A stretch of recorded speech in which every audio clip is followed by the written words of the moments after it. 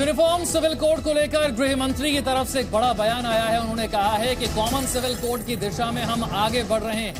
कोल्हापुर में अमित शाह का यह बयान आया कि ट्रिपल तलाक और 370 के बाद यूसीसी की ओर हम कदम बढ़ा रहे हैं। यूनिफॉर्म सिविल कोड एक बार फिर से चर्चा में आ गया है और चर्चा में आने की वजह है गृह मंत्री का यह बयान जो उन्होंने कोल्हापुर में दिया। उन्होंने कहा कि पहले 370 फिर ट्रिपल तलाक और अब बारी है कॉमन सिविल कोड की।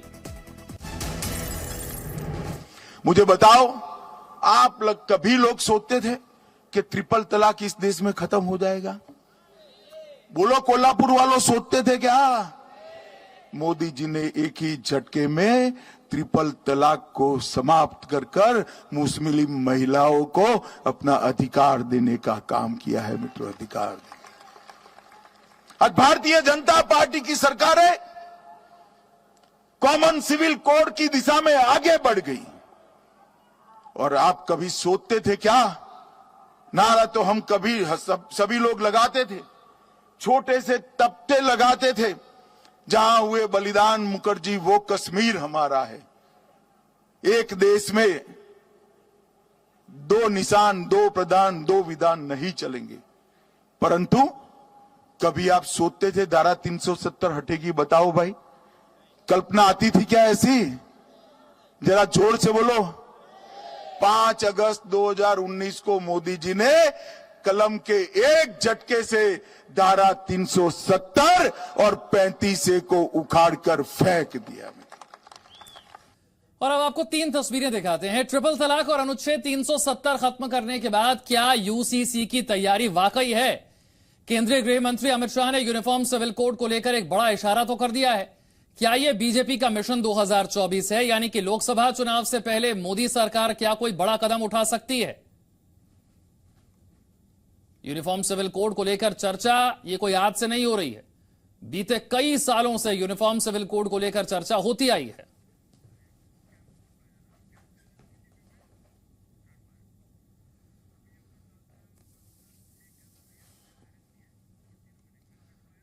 भारतीय जनता पार्टी से राजीव जेटली इस वक्त हमारे साथ जुड़ रहे हैं। समाजवादी पार्टी से कपिल श्रीवास्तव हमारे साथ हैं और जेजेपी से दीप कमल जी हमारे साथ जुड़ रहे हैं। राजीव जी, गृह मंत्री कहते हैं तैयारी है, कानून मंत्री संसद में कहते हैं अभी कोई निर्णय नहीं लिया है। नहीं, तैयारी का मतलब यह है कि आप देखिए पूरे देश के अंदर ये चर्चा शुरू हो गई है कि क्या मैं भारतीय हूं तो भारतीय कानून को मानूंगा, भारतीय हूं तो भारत के साथ प्रेम करूंगा, भारतीय हूं तो महिलाओं का सम्मान करूंगा, भारतीय हूं तो 9 साल की बच्ची का विवाह नहीं करूंगा। मैं 9 साल की बच्ची इसलिए कोट कर रहा हूं क्योंकि यूनिफॉर्म सिविल कोड ना होने से शरीयत कानून के हिसाब से 9 साल की बच्ची भी जायज है, उसका विवाह किया जा सकता है।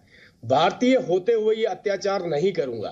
भारतीय हूं तो अगर किसी बच्चे को अडॉप्ट करता हूं, वो अडॉप्ट करने के बाद उसको वो अधिकार दूंगा जो अपना किसी बच्चे को दिए जा सकते हैं, जो माता पिता देते हैं, लेकिन शरिया के हिसाब से वो अधिकार भी उन्हें नहीं दिए जा सकते हैं। मैं भारतीय हूं तो भारत से प्यार करूंगा, और जो भारत से प्यार नहीं करेगा वो भारतीय कैसे कहलाएगा? बताइए। इस देश के अंदर एक ही धर्म के अंदर लिंग के आधार पर अगर भेदभाव होगा तो कोई भी राजनीतिक पार्टी उसके साथ कैसे खड़ी होगी? अगर खड़ी होगी तो सोचिए कितनी बर्बादी कर रही है वो देश की, कितनी बर्बादी कर रही है उस धर्म की जिसके तुष्टीकरण के वोट लेकर के वो अपनी राजनीतिक। बात तुष्टीकरण की नहीं है ना, बात यह है कि अब तो कई साल हो गए इसे चर्चा करते करते, हम भी इसे कई साल से सुन रहे हैं। अब सवाल यह है कि लागू कब करेंगे? इसका ड्राफ्ट कहां है? संसद में कानून मंत्री कहते हैं अभी निर्णय ही नहीं लिया है। तो फिर मंचों पर इसका इस्तेमाल, इस मुद्दे को बार बार उठाने का मकसद क्या राजनीतिक है? देखिए, नीति आयोग ने सभी समाजों के साथ, सभी धर्मों के साथ एक प्रक्रिया शुरू करी है जिसे फीडबैक कहते हैं कि फीडबैक लिया जाएगा। कानून को और बेहतर कैसे बनाया जाए जिसमें किसी को कोई आपत्ति भी ना हो, कानून को इस तरीके की शक्ल कैसे दी जाए जिसमें सबको अधिकार भी मिले और किसी की धार्मिक आजादी का उल्लंघन भी ना हो, और वो उल्लंघन ना हो इसके लिए नीति आयोग ने पिछली बार भी एक कमेटी गठित करी थी और उसको गठित को दोबारा से, उस कमेटी को दोबारा से रिव्यू करा गया, दोबारा से उसको रिन्यू किया गया और दोबारा से उसकी प्रक्रिया शुरू हो गई है। अरे हम तो कहते हैं चर्चा तो शुरू करें, बहुत सारी राजनीतिक पार्टियां हैं। ये बात आपकी बिल्कुल ठीक है कि चर्चा शुरू होनी चाहिए और इसी के लिए मैं कपिल जी का रुख करता हूं। कपिल जी, सुप्रीम कोर्ट भी कह चुका है कि इस पर विचार हो, संविधान में भी अनुच्छेद 44 में इसका जिक्र मिलता है। ऐसा नहीं है कि यह संविधान के खिलाफ है, सुप्रीम कोर्ट भी कह चुका है, संविधान में भी है। तो इस पर चर्चा शुरू होनी चाहिए, खुले मन से विचार तो होना चाहिए कम से कम। विशाल भाई, बिल्कुल ठीक बात। इस बात से मैं सहमत हूं कि जब संविधान सभा ने हमारा संविधान बनाया था तो डॉक्टर भीमराव अंबेडकर साहब हो या नेहरू जी हो या अय्यर साहब, ये तीनों लोग ही चाहते थे कि एक देश में एक ही प्राइवेट लॉज भी होने चाहिए, व्यक्तिगत लॉज, और उसके लिए कॉमन सिविल कोड की वकालत की थी। लेकिन संविधान सभा में केवल ये तीन ही लोग नहीं थे, संविधान सभा में बहुतायत लोग, और बहुतायत रूप से लोगों ने इस बात को कहा कि जहां विषमता में एकता है, जहां परिस्थिति पे बोलियां बदल जाती हैं, बाल चाल कल्चर्स बदल जाते हैं, विभिन्न धर्मों के लोग हैं, पंथ निरपेक्ष राष्ट्र हैं, तो ऐसे में ये चीजें कैसे हो सकती हैं। एक बड़े संविधान सभा के भाग को इस पर आपत्ति थी, और अंबेडकर साहब ने एक बात कहा कि हम पहले तो इसे आर्टिकल 35 के अंदर लेना चाहते थे, लेकिन अब हम इसे आर्टिकल 44 में लेकर के आएंगे और ये आने वाले सरकारों के कंधों पे छोड़ेंगे कि अगर कोई सरकार सबसे विचार विमर्श करके शैक्षिक रूप से समानता और सुलभता, लोगों की समझने बुझने की शक्ति एक करने के बाद वो अगर चाहती है तो इस कानून को लागू करे, ये अगले सरकारों के कंधों पर भार दिया जाता है। लेकिन अंबेडकर साहब ने एक बात और भी साफ कही कि भविष्य में भी सरकार अगर कोई बिना विमर्श के, बिना लोगों के राजी किए अगर इस बात को करती है तो ये उस सरकार का पागलपन माना जाएगा।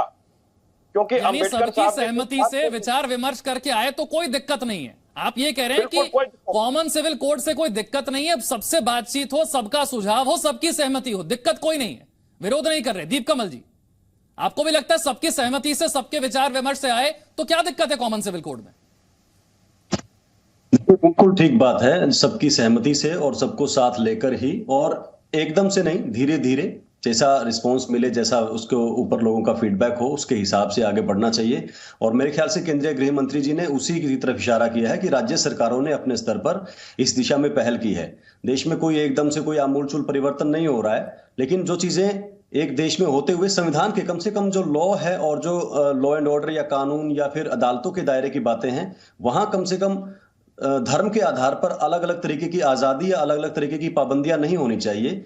ये धर्म पर भी सीमित नहीं होना चाहिए और लिंग पर भी आधारित नहीं होना चाहिए कि ऐसी बातें नहीं हो कि कुछ आजादियां सिर्फ पुरुषों को हैं, महिलाओं को नहीं है, या कुछ कानून पुरुषों के खिलाफ ज्यादा जो है वो गंभीर हो जाएं, ज्यादा सख्त हो जाएं और उसका दुरुपयोग होने लगे। बहुत सारे पहलू हैं। मैं मानता हूं कि हमारे संविधान के निर्माताओं ने, जैसा कि बाकी पैनलिस्ट भी अभी कह रहे थे, आर्टिकल 44 में इस बात का जिक्र किया है कि देश को धीरे धीरे इस दिशा में बढ़ना चाहिए और धीरे धीरे ये काम होगा। और जैसा कि अभी आपके ही में सुन रहा था, अमित शाह जी ने याद दिलाया कि कश्मीर का मामला हो या फिर 3 तलाक का मामला हो, केंद्र की सरकार ने, क्योंकि पूर्ण बहुमत की एक मजबूत सरकार देश में है, मजबूत फैसले लिए हैं। ऐसे फैसले लिए हैं जिनका इंतजार देश की जनता कई दशकों से कर रही थी।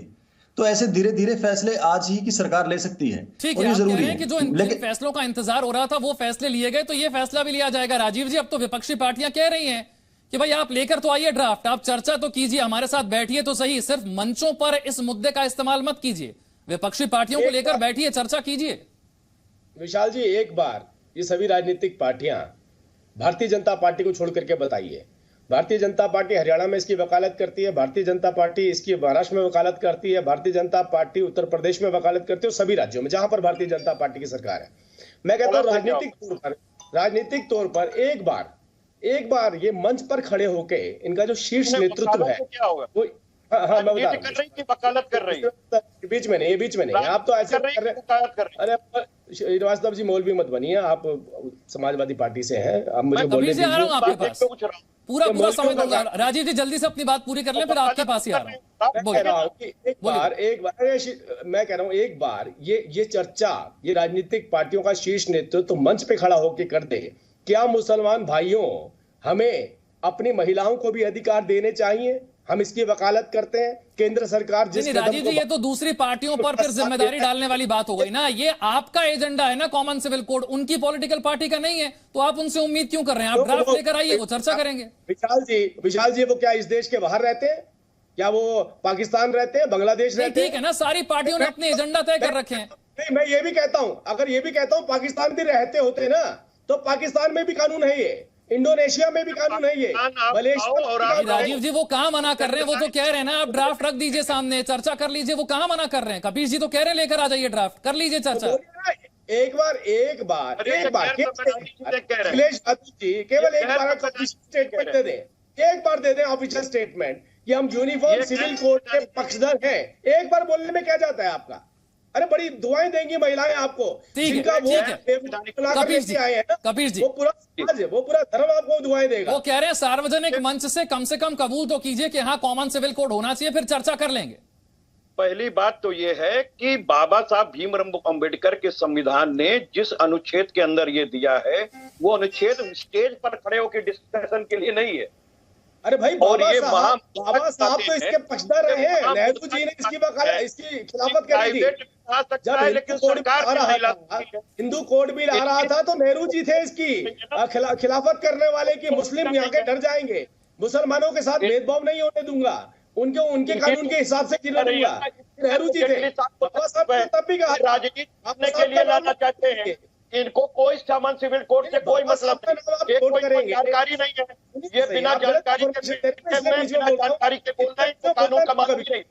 ये जिस ट्रिपल तलाक की बात कर रहे हैं, वो ट्रिपल तलाक आज पहले से ही असंवैधानिक था, पहले ही से इलीगल था। और ये उस समाज हम तो ये कह रहे हैं भाषा बोल रहे थे। जिन हिंदू ने अपनी पत्नी बिना तलाक के छोड़ रखी है, उसके लिए पहली बार लेके आओगे। जिन हिंदुओं ने अपनी पत्नी बिना तलाक के छोड़ रखी है, ऐसे निष्ठुरों के प्रति कानून कब लेके आएंगे? दीप कमल जी आप बताइए ना। सिर्फ राजनीति करने के लिए कॉमन सिविल कोड का इस्तेमाल ना हो और वाकई बड़ी संजीदगी के साथ जिस मुद्दे को उठाया जा रहा है उस पर चर्चा हो, कोई रास्ता तो निकालना होगा ना।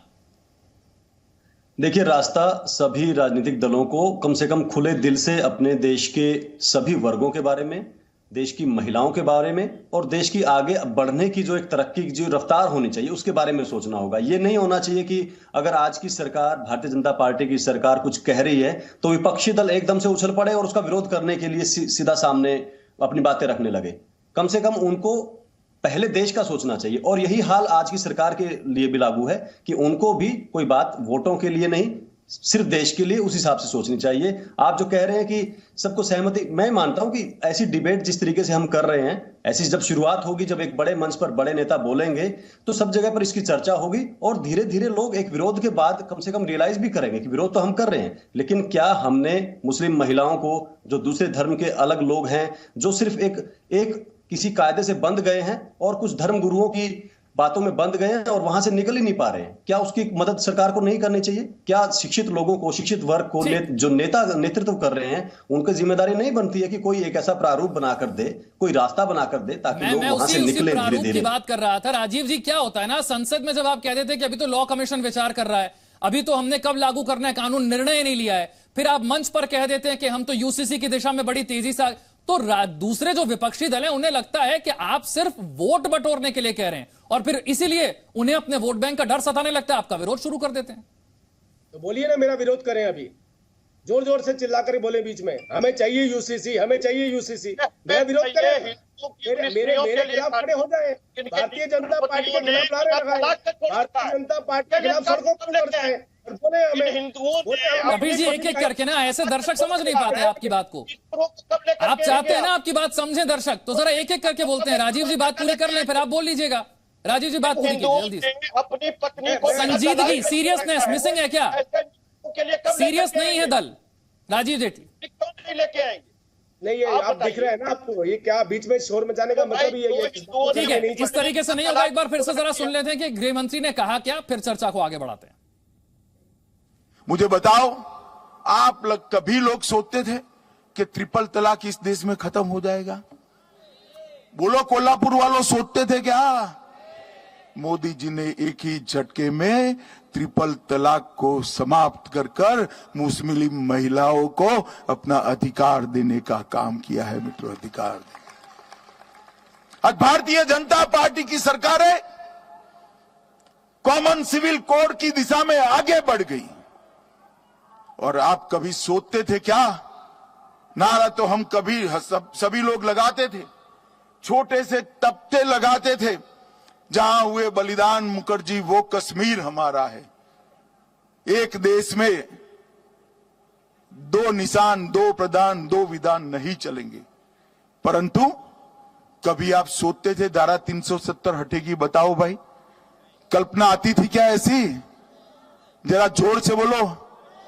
5 अगस्त 2019 को मोदी जी ने कलम के एक झटके से धारा 370 और 35 को उखाड़कर फेंक दिया। प्रोफेसर जुनैद हारिस भी इस वक्त हमारे साथ जुड़ गए हैं चर्चा में। जुनैद हारिस साहब, वो संविधान जो धार्मिक स्वतंत्रता की बात करता है, वही संविधान आर्टिकल 44 में कॉमन सिविल कोड की भी चर्चा करता है। क्या आपको भी लगता है कि राजनीति को एक तरफ रख के कॉमन सिविल कोड पर खुले मन से चर्चा होने की जरूरत है? हाँ, मैं तो कहता हूं कि कॉमन सिविल कोड का ड्राफ्ट तो सामने आया नहीं है, सामने आ जाए तो उस पर बात होनी चाहिए। मैं भी कहता हूं कि मुल्क के जो लोग हैं उनके साथ दो किस्म का कानून नहीं होना चाहिए।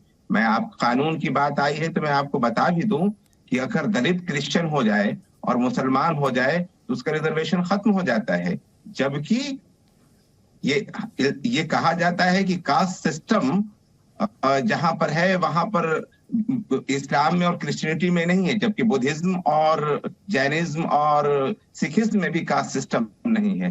तो ये सब भी सारी की सारी चीजें हैं। सबके लिए एक जैसा कानून होना चाहिए, हर मामले में एक जैसा कानून होना चाहिए। हमारे लिए कोई इशू नहीं है। इशू सिर्फ ये है कि संविधान ने जो कल्चरल, जिस तरह की संस्कृति के हवाले से जो जिस किस्म की आजादी दी है रहन सहन की, वो कैसे मेंटेन होगा? ड्राफ्ट आएगा तब सामने आएगा। देखिए राजीव जी, यहाँ जितने विपक्षी दल हैं, प्रोफेसर जुनैद हारिस तो अभी जुड़े हैं, वो भी यही कह रहे हैं कि आप ड्राफ्ट तो लेकर आइए, सिर्फ मंच पर राजनीति करने के लिए मुद्दे का इस्तेमाल ना हो। ड्राफ्ट कहां है, किस पर बात करें? हाँ, मैं देखिए, आपने कहा ड्राफ्ट की बात, बीच में मेरी बात कट गई थी। मैंने यही बात तो बोली, आप हम सब लोगों को मिलकर हाथ से हाथ मिलाकर, हाथ उठा करके ये बात बोलनी पड़ेगी कि हमें यूसीसी चाहिए। और ड्राफ्ट भी बहुत जल्दी आएगा, क्योंकि ड्राफ्ट के ऊपर नीति आयोग पहले से भी काम कर रहा है। लेकिन जुनैद साहब ने तो एक बात देखी कितनी ईमानदारी से कबूली, लेकिन जिनको इनका वोट चाहिए वो जुनैद साहब से ज्यादा इनको लेकर के ज्यादा कंसर्न है। और उन्होंने कहा है कि आप जब ड्राफ्ट आएगा तो हम डिस्कशन करेंगे। मैं तो बार बार कह रहा हूं, अगर आपको ऐसा लगता है कि भारतीय जनता पार्टी यूसीसी लाने में देरी कर रही है, तो आपको तो हमारे खिलाफ प्रदर्शन करना चाहिए, आपको तो सड़कों पर उतरना चाहिए। और आप सड़क पर उतर करके देखिए कितनी जल्दी वो अधिकार महिलाओं को मिलता है। क्योंकि दलील यही दी जा रही है न्यायालय के अंदर भी कि अगर इस तरीके से यूसीसी आएगा तो यूसीसी आने के बाद हमारी धार्मिक आजादी छिन जाएगी। मतलब आप अपनी आजादी, अपनी व्यक्तिगत आजादी जिसे कहते हैं पुरुषों की आजादी के लिए महिलाओं की आजादी छीन करके आप धर्म की आजादी बचा रहे। ये अपने आप में ये दलील देना, वो भी न्यायालय में जाकर के, न्यायालय में जाकर दलील देना, ये अपने आप। गोवा के अंदर सामान्य नागरिक संहिता है, उसमें हिंदू 2 शादी कर सकता है। आपको पता है, पढ़ा है कि नहीं पढ़ा वहां का? तो जब हम, अरे भैया आप मुझे ये बता रहे हैं कौन क्या कर सकता है? आप ये बोलिए ना, ऐसा नहीं होना चाहिए। आप ये बोलिए ना, ऐसा नहीं होना चाहिए। आप करवाओगे तो अरे भाई, गोवा में सामान्य नागरिक कहा है प्रदर्शन करिए हमारे खिलाफ यूसीसी को लेकर के आया जा सकता है। ठीक बात आप कह रहे हैं कपिल जी, यही तो राजीव जी भी कह रहे हैं कि अगर यूसीसी आ जाएगा तो जिन समस्याओं का जिक्र आप कर रहे हैं वो समस्याएं भी तो सुलझ जाएंगी, सभी जाति सभी धर्मों के लिए। एक देश एक कानून, तभी तो यूनिफॉर्म सिविल कोड कहा गया है। वक्त मेरे पास इतना ही है। बहुत बहुत शुक्रिया सभी खास मेहमानों का चर्चा में जुड़ने के लिए। एक छोटा सा ब्रेक यहां पर ले रहे हैं।